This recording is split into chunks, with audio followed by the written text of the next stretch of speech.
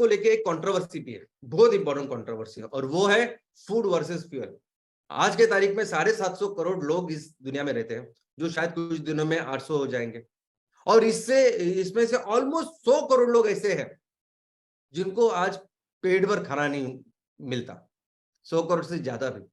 और मैक्सिमम जैव ईंधन, सबसे ज्यादा जैव ईंधन आज जिस जिस रॉ मटेरियल से तैयार हो रहा है वो सब खाना ही है, अनाज ही है, यानी वो अनाज जो किसी की भूख मिटा सकता है। और ऑलरेडी ऐसी जरूरत है, 100 करोड़ से ज्यादा लोग ऐसे हैं कि जिनको भूख लगती है, जिनको भूख पूरी नहीं होती। वो ऐसी कंडीशन में अगर आप खाने का उपयोग, वो चावल अनाज का उपयोग अगर आप इसके लिए कर रहे हो, तो बहुत सारे ऐसे संगठन है दुनिया में, बहुत सारे लोग हैं कि जो इसका निषेध करते हैं, जो बोलते हैं कि ऐसा नहीं होना चाहिए। तो ये बहुत बड़ी कंट्रोवर्सी जो पूरी दुनिया में चल रही है। और इसका कारण भी अगर आप देखोगे प्रॉपर साइंटिफिकली, उन्होंने जो फिगर्स हमारे सामने रखे कि अगर आप 8 बकेट अगर आप कॉर्न या मेज या भुट्टा जिसे हम कहते हैं वो तैयार करते हो, तो उस 8 कॉर्न से 21.6 गैलन, अभी 1 गैलन यानी 3.25 लीटर, तो उस 8 बकेट से आप ऑलमोस्ट 80 लीटर आप इथेनॉल या पेट्रोल तैयार करोगे, ऐसा पकड़ते हैं, बायो इथेनॉल तैयार करोगे। लेकिन वही 8 बकेट अगर आप किसी को खाने के लिए देंगे, तो एक आदमी का पूरे साल का खाने का जो अनाज है वो तैयार हो सकता है ये। और इसीलिए इस फूड वर्सेस फ्यूल के क्रिटिसिज्म की वजह से, इस कंट्रोवर्सी की वजह से ऐसे कई सारे आपको कार्टून्स दिखाई देंगे जो तैयार कर रहे हैं और बेच रहे हैं, यानी लोग खराब अनाज मांग रहे हैं और ये जैव ईंधन उनको दे रहे, ईंधन दे रहे हैं। एग्रीकल्चर लैंड कितनी इस्तेमाल की जाती है इसके लिए, अगर इसके आंकड़े आप देखोगे तो पूरी दुनिया में जितनी भी खेती होती है, जितना भी क्षेत्र है, 7% जमीन जो है वो, उसमें जितना भी खाना या अनाज तैयार होता है वो पूरा जैव ईंधन के लिए जाता है। और सबसे ज्यादा प्रोडक्ट जो जाते हैं, यानी इसमें सभी है, सब कुछ शामिल है, इसमें गेहूं है, इसमें चावल है, इसमें सब कुछ है। लेकिन अगर आप देख सकते हैं कि सबसे ज्यादा एरिया जो जैव ईंधन के लिए जिसका इस्तेमाल होता है, पहले तो है मेज यानी मक्का, वो 30 मिलियन हेक्टर। दूसरा आप देख सकते हैं कि सोयाबीन ऑयल, अभी हमारा हमारा जैसा देश, भारत जैसा देश, soybean oil, rapeseed oil, palm oil ये बाहर से मंगा रहा है और हम लोग खा रहे हैं उसको। लेकिन आज आप देख सकते हैं कि soybean oil 25 million Hector, 250 lakh Hector ऐसी जमीन जिसमें ऊपर सोयाबीन तैयार हो रहा है और उससे जैव ईंधन तैयार हो रहा है। आप देख सकते हैं रेपसीड ऑयल 8 मिलियन हेक्टर यानी 80 लाख हेक्टर। आप देख सकते हैं कि पाम ऑयल जो हम लोग खाते हैं 6 मिलियन हेक्टर यानी 60 लाख हेक्टर। तो ऐसे अलग अलग क्षेत्र आप देख सकते हैं कि जो जहां खाना तैयार हो रहा है, अनाज तैयार हो रहा है, वो जैव ईंधन के लिए जिसका इस्तेमाल हो रहा है। लेकिन अभी आप देखेंगे कि क्यों ऐसी कंट्रोवर्सी है। ये कंट्रोवर्सी फूड एक तरह ऐसी परिस्थिति, फिर भी लोग जैव ईंधन का इस्तेमाल क्यों कर रहे हैं? क्योंकि जैव ईंधन एक में ऐसा सोल्यूशन है कि जिसके पास जो 100% सस्टेनेबल है, जो पूरी दुनिया को अच्छी तरीके से पता है। आज इस जैव रिन्यूएबल के नाम पे ये जो ईवी चल रहा है, ये जो सोलर चल रहा है, लोग जानते हैं। इनफैक्ट जो लोग इसके ऊपर काम कर रहे हैं वो भी जान चुके कि ये सस्टेनेबल बिल्कुल नहीं है। ये हो सकता है कि इंट्री मैनेजमेंट हो, लेकिन ये सस्टेनेबल हो ही नहीं सकता। अगर दुनिया में कुछ सस्टेनेबल है, अगर इस दुनिया बचाने के लिए कुछ करना होगा तो बायोफ्यूल ही करना होगा। और इसी का कारण है जो लोग बोलते हैं कि जैव ईंधन नहीं करना चाहिए, वो लोग बोलते हैं कि वो खाने के इस दृष्टिकोण से इसको देख रहे हैं। लेकिन जो इसको कर रहे हैं वो बोल रहे हैं कि दुनिया बचाने का कोई तरीका ही नहीं है दूसरा। अगर हम लोग जैव ईंधन नहीं तैयार करेंगे तो हो सकता है कि बहुत ज्यादा और हालत खराब हो इस दुनिया की। तो जैव ईंधन 100% सस्टेनेबल है। और इसी की वजह से अभी पूरी बहुत सारी दुनिया में ग्लोबली अलग अलग सोर्सेस पे काम कर रही है। लोग काम कर रहे हैं इस नॉन फूड फीड स्टॉक पर। हमने देखा कि कैसे जेट्रोफा हो सकता है, करंजा हो सकता है, कैस्टर ऑयल हो सकते हैं, कि जिससे नॉन फूड जो ऑयल है उसका निर्माण हो, वो उसका इस्तेमाल हो, इसके ऊपर लोग काम कर रहे हैं। लोग काम कर रहे हैं अलगे के ऊपर। अभी अलगे जैसे मैंने कहा कि पूरी दुनिया में हर जगह अलगे मिलता है, और कुछ तो अलगे के ऐसे वैरायटीज है, टाइप्स है, जो 4-4 घंटे में डबल होते हैं, 4 घंटे में डबल, 6 घंटे में डबल। तो इतना बायोमास उसका हो सकता है, लेकिन उसकी परिस्थिति वो आप देख सकते हैं कि बहुत ही कठिन, बहुत ही जटिल, कॉम्प्लेक्स ऐसी सिस्टम है उसको ग्रो करने की।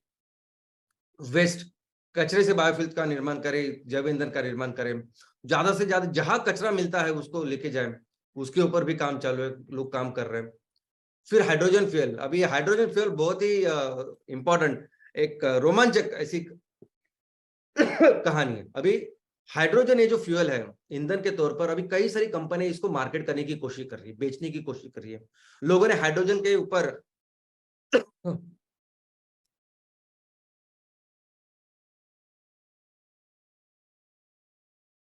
गाड़ियां लाई है और बता रहे कि देखो हाइड्रोजन के ऊपर ये सब कुछ चलता है, हम लोग हाइड्रोजन के ऊपर जाना चाहिए। तो दोस्तों ये हाइड्रोजन बायोमास से तैयार होता है, सिंपल प्रोसेस होती है फर्मेंटेशन से, उससे बन सकता है।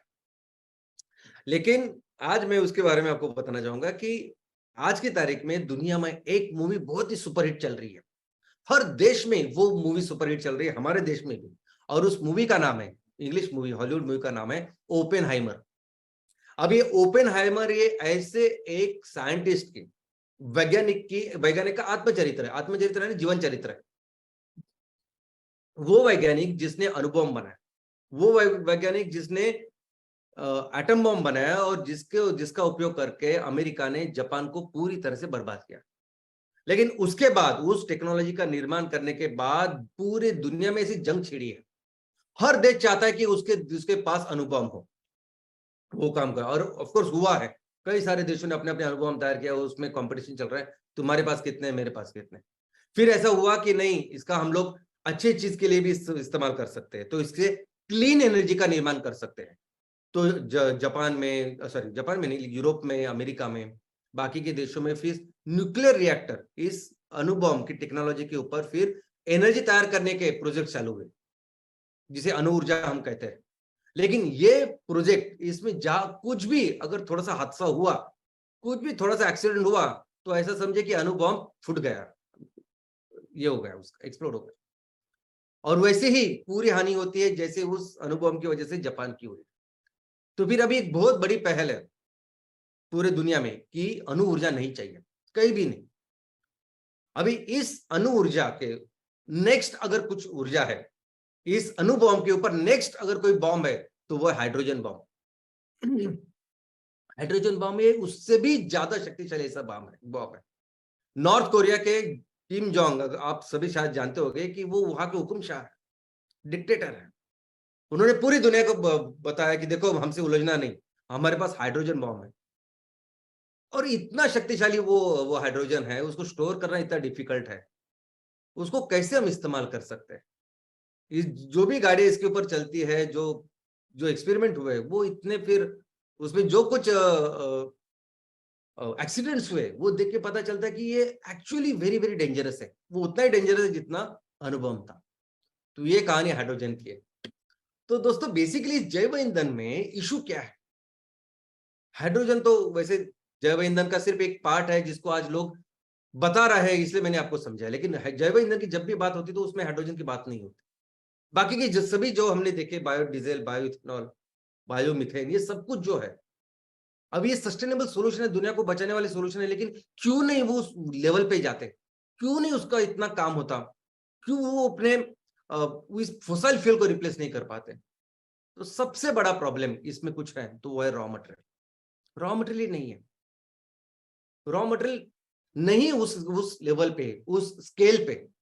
जो भी छोटे छोटे प्रोजेक्ट आपने देखा होगा, वेस्ट से बनता है कुछ बायोफ्यूल, या कोई करंजा से, या कोई जट्रोफा से बना रहे हैं, अलग अलग चीजें बन रही, वो इतने छोटे हैं कि लोग गिनते भी नहीं उसको।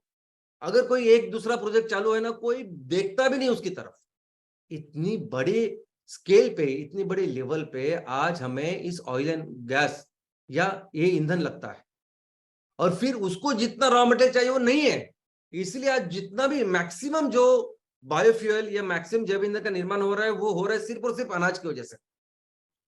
अनाज का ही इस्तेमाल कर, क्योंकि कोई दूसरा ऑप्शन ही नहीं है इस रॉ मटेरियल के लिए। और जो भी बाकी के ऑप्शन के ऊपर हम काम कर रहे हैं, वो नहीं उतनी प्रॉमिसिंग।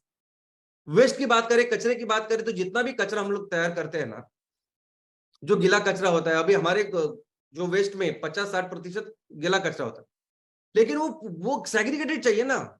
अगर उसमें प्लास्टिक है, रबड़ है, शर्ट है, चप्पल है, तो वो हम उसका नहीं इस्तेमाल कर सकते, उससे नहीं जैव ईंधन तैयार करते, उस प्रोसेस को में वो काम नहीं करेगा। इनफैक्ट कचरे का तो ऐसा है कि अगर आप हर कचरे को सेग्रीगेट करके दे, कोई भी कचरा हो, तो 100% रिसाइकल हो सकता है, कोई जरूरत नहीं है वो पहाड़ों को बड़ा करने की। लेकिन वैसा नहीं है। रॉ मटेरियल के आगे एग्रीकल्चर वेस्ट की बात करें, बाकी के किसी बायोमास की बात करें, तो वो उतनी लेवल पे नहीं जितने ऑयल एंड गैस चाहिए। ऑयल एंड गैस के कंपैरिजन में बहुत छोटे हैं, जेट्रोपा वगैरह वो भी जो काम कर रहे हैं वो भी बहुत छोटा है। अलगे की बात करें तो अलगे में इतना पैसा लगता है। ये जो मैंने कहा कि 72 वेरिएबल्स है कि जिसके ऊपर अलगे काम करते हैं, ये पूरी मशीनरी आप देख रहे हो, ये इतनी कैपिटल इंटेंसिव है कि आज की तारीख में जो मैक्सिमम अलगे का उपयोग होता है वो सुपर फूड करके होता है। यानी स्पिरुलिना आप देखोगे तो 2000-2500 किलो में बेचते हैं वो लोग, तभी जाके वो फिजिबल होता है ना। अगर आप वो 40-50-100 रुपए वाला आप फ्यूल का निर्माण, उसमें बहुत डिफिकल्ट है ये करने में, फिर भी लोग काम कर रहे हैं, लेकिन डिफिकल्ट है, मुश्किल है। तो सबसे इंपॉर्टेंट प्रॉब्लम ये है ना दुनिया के सामने कि किस तरह से इतने बड़े वॉल्यूम को ये तैयार करें। इतने बड़े ऑयल एंड गैस जब हम जैव ईंधन को देख रहे हैं कि एक सस्टेनेबल सोल्यूशन की तरह, लेकिन वो किस तरह से इतने बड़े स्केल पे तैयार करें। और जब ये जैव ईंधन तैयार होता है ना, उसके लिए जो रॉ मटेरियल लगता है ना, उसको 5 गुना 10 गुना लगता है। 10 गुना अगर रॉ मटेरियल आपको लगता हो और प्रोडक्ट भी आपको इतना बड़ा चाहिए, तो ये कैसे तैयार करें, कैसे इसको हैंडल करें, वॉल्यूम कैसे करें, ये सबसे बड़ा प्रॉब्लम है दुनिया के सामने। और इसीलिए दुनिया जानती है, दुनिया ये मानती है, ये समझती है कि जैव ईंधन पे भले ही हम लोग देखे बात करें, लेकिन जैव ईंधन कभी फॉसिल फ्यूल को रिप्लेस ही नहीं कर सकता, क्योंकि वॉल्यूम ये इतना ग्रेट, इतना बड़ा है सब कुछ, तो ये पॉसिबल ही नहीं, मुमकिन ही नहीं। और यही कारण है कि कितनी ही तबाही हमारे आंखों के सामने हो रही, फिर भी क्रूड ऑयल पूरी दुनिया में राज कर रहा है। इस क्रूड ऑयल के ऊपर पूरी दुनिया की इकोनॉमी है, हर देश की इकोनॉमी इसके ऊपर चल रही है। वो रशिया इतने सबके सामने युद्ध कर रहा है यूक्रेन के साथ, और यूक्रेन को मदद करने के लिए यूनाइटेड नेशन का एक भी देश नहीं जा रहा, क्योंकि पूरे इस यूरोप को 40% से ज्यादा नेचुरल गैस रशिया से आती है। पूरी दुनिया को सबसे ज्यादा अगर क्रूड ऑयल कोई सप्लाई करता है वो रशिया, किसी की हिम्मत नहीं उसके अगेंस्ट जाने की। तो ऐसी आज की परिस्थिति है कि जैव ईंधन की बात करें, लेकिन जैव ईंधन सब्स्टिट्यूट कर ही नहीं सकता, ऐसे लोगों का मानना है। और दोस्तों ऐसे पोजीशन में, ऐसे परिस्थिति में जो एमसीएल कर रहे हैं, अगर इसको आप समझेंगे तो आप ज्यादा गर्व महसूस करोगे। जितनी ज्यादा पढ़ाई करोगे आप ऐसी परिस्थितियों की, ऐसे सिस्टम की, तो आपको पता चलेगा, आपको समझा कि हम क्या कर रहे हैं। आप बिजनेस के एंगल से नहीं, एक कंट्रीब्यूशन के एंगल से अगर हम देखेंगे तो आपको पता चलेगा कि एमसीएल किस तरीके से इस सब परिस्थिति को बदलने वाला है, बदल रहा है। क्यों मैं ऐसा क्यों 1-2-4 प्रोजेक्ट पहले चलाओ बाद में सब करो, ऐसे नहीं करते हम लोग। क्यों इतने सारे प्रोजेक्ट के पीछे पड़े हैं, क्यों इतना सब काम करने की कोशिश कर रहे हैं, क्योंकि हम दुनिया के लिए अभी ये जो एग्जाम्पल, ये सोल्यूशन है, ये तैयार कर रहे हैं। और जो हमारा कंट्रीब्यूशन दुनिया के लिए होने वाला है वो बहुत बहुत बड़ा होने वाला है। दोस्तों दुनिया में कोई भी ऐसी कंपनी नहीं है जो इतनी सिस्टमैटिकली रॉ मटेरियल के ऊपर काम कर रही है, स्पेसिफिकली ये नेपियर ग्रास के ऊपर, अलगे अलगे बायोमास के लिए, अलगे के ऊपर काम करे। आप पूरा पढ़ाई करो उसके बारे में, आपको पता चलेगा क्या चल रहा है। और नेपियर ग्रास, एमसीएल पहली ऐसी कंपनी है जो इतने सिस्टमैटिकली नेपियर ग्रास के ऊपर, बायोमास के ऊपर काम कर रही है, जिससे हर क्वेश्चन, हर प्रॉब्लम सॉल्व होने वाला है। किसी कंपनी ने अभी तक नहीं किया। कुछ कंपनियां है थाईलैंड में, कुछ यहाँ है ऑर्गेनाइजेशन है कि जिन्होंने नेपियर ग्रास से बायो सीएनजी बनाया। कितने स्केल पे बनाया आप पढ़िए। कोई भी इतने स्केल पे, इतने कमर्शियल स्केल में, इतने वॉल्यूम ने किसी ने काम किया नहीं जो एमसीएल इसके ऊपर काम कर रही है। दोस्तों एमसीएल पहली कंपनी है जो स्केल और बिजनेस मॉडल, यानी करना कैसे है। अगर 10 गुना आपको रॉ मटेरियल लगता है तो उस 10 गुना रॉ मटेरियल के साथ कैसे ईंधन का निर्माण करेंगे हम, कैसे हर गांव में, हर ग्राम पंचायत, जब मैं बात कर रहा हूं यही सोल्यूशन है अल्टीमेट। और ये प्रैक्टिकल सोल्यूशन हम कर रहे हैं उसको अभी, और ये दुनिया के लिए सोल्यूशन है। इनफैक्ट ये एमकोल जो है वो तो डिसरप्टिव है, वो तो पाथ ब्रेकिंग है, आउट ऑफ द बॉक्स है। दोस्तों जितनी भी ग्लोबल वार्मिंग, जितनी भी तबाही आज हमारे आंखों के सामने हो रही है ना, उसका एक नंबर दुश्मन, एक जिम्मेदार अगर कोई है तो वो है कोयला। ये इंडस्ट्रियल रेवोल्यूशन के बाद ये अमेरिका हो, यूरोप हो, ये सभी डेवलप्ड जो नेशंस है ना, उन्होंने इतना कोयला जलाया है, उसके वजह से ये धुआं है ऊपर। और आज भी कोयले के ऊपर डिपेंडेंट है सब लोग, सभी इंफ्रास्ट्रक्चर कोयला इतने बड़े लेवल पे इस्तेमाल कर रहे हैं। और वहां ऐसे परिस्थिति में कोई इस कोयले को 100% रिप्लेस कर रहा है। कोई इस सबसे बड़े दुश्मन को रिप्लेस करने के लिए, उसका अंत करने के लिए एमको लेके आया है। तो इसके जैसा कॉन्ट्रीब्यूशन हो ही नहीं सकता। कोई किसी ने सोचा नहीं होगा अभी तक कि ऐसे हम लोग एमकोल कैसे बायोकोल ऐसा तैयार करेंगे, ऐसा सिस्टमेटिकली रॉ मटेरियल तैयार करेंगे और ये पूरी दुनिया को एक सोल्यूशन देगा। आज हमारी ताकत इतनी है हम सबकी, हम मिलके दुनिया के लिए जितना कोयला लगता है ना, उससे 30% से ज्यादा कोयला तैयार कर सकते हैं। ऐसा भारत देश के में रिसोर्सेस हम कर सकते हैं मिलकर और करेंगे। और ये एम कुकिंग सिस्टम, ये एम स्टोव, ये एम पिलेट्स, ये भी अगेन ब्रेक थ्रू, ये अगेन मिराकलस। ये जो चूल्हे हम लोग लेके आएंगे ये 100% एलिमिनेट करेंगे इस एलपीजी को। और सिर्फ गांव में नहीं, गांव में वहां जो चूल्हे चलते हैं बायोमास, उसकी बात नहीं कर रहा हूं मैं। अच्छे सबसे अच्छे महानगरों में, सबसे पॉश लोकेलिटी में, अच्छे घरों में या 5 स्टार होटल में, हर जगह ये एम पिलेट्स, ये एम कुकिंग सिस्टम ऐसे जलने वाले हैं कि इसमें धुआं नहीं है और वैसे जलेंगे जैसे एलपीजी जलता है। ये काम किसी ने अभी तक नहीं किया जो एलपीजी जो हम एमसीएल कर रहे हैं। और सिर्फ इतना ही नहीं है, ये तो मैं आपको बता रहा हूं क्योंकि ये आपके सामने है। आने वाले दिनों में जो हर तरह के एप्लीकेशन है, जो भी अलग अलग तरह के फ्यूल ईंधन लगते हैं, हर तरह के ईंधन का सोल्यूशन हम देंगे। और वो भी सिर्फ और सिर्फ जैव ईंधन के माध्यम से वो हम करा के देंगे। इनफैक्ट यही कारण होगा कि आने वाले दिनों में सबसे ज्यादा इन्वेस्टमेंट अगर किसी कंपनी में होगी तो वो होगी एमसीएल।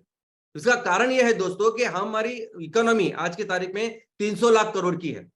यानी आप बिस्किट का पैकेट लीजिए 4 रुपए का, नहीं तो आप एक बड़ी कार खरीदिए 10 लाख की। तो ये सब कुछ पैसा लेके कितना बनता है जीडीपी? 300 लाख करोड़ का अपने देश का, इतने सारी आबादी, इतने लोगों का। और दूसरी तरफ ऑयल एंड गैस में हर साल में कितना निवेश होता है? पिछले साल कितना निवेश हुआ? तो 225 लाख करोड़। एक साल में 225 लाख करोड़ एक चीज में, एक सेक्टर में निवेश हुआ, और वो है ऑयल एंड गैस। तो सोचे जब ऐसे एग्जांपल लेके आएंगे ना, तो यही तरीका है, लोग यही पैसे डालने वाले हैं और हम वो होने वाले हैं जो दुनिया को एक्चुअली फिर से सस्टेनेबल पाथ के ऊपर लेके जाएंगे। उस स्केल में ये बिजनेस हमें करना पड़ेगा। और इसलिए मैं कहता हूं कि हर तहसील जो जिस स्केल में जाएगा, हर गांव में ये पोटेंशियल है बिजनेस का, because it is oil and gas, because it is petrochemicals. और मैंने आज आपको बताया ऑयल एंड गैस का हम तो ख्याल रखेंगे, ईंधन और ऊर्जा का ख्याल रखेंगे, लेकिन कैसे पेट्रोकेमिकल्स उसको रिप्लेस करेंगे। इसलिए मैंने वो इथेनॉल मिथेनॉल के बारे में आपको बताया, और कैसे सस्टेनेबल इकोनॉमी हर तरीके से, यानी सिर्फ ईंधन की बात नहीं है, तो हर तरीके से हर प्रोडक्ट को हम सस्टेनेबल बना सकते हैं ओनली एंड विद एमसीएल। और एमसीएल का सबसे बड़ा कंट्रीब्यूशन आने वाले दिनों में दुनिया में इस सस्टेनेबिलिटी के लिए होगा। और इस प्रोसेस में हम फिर से अपने देश को दुनिया की सबसे बड़ी अर्थव्यवस्था बनाएंगे। जय हिंद, जय एमसीएल। धन्यवाद।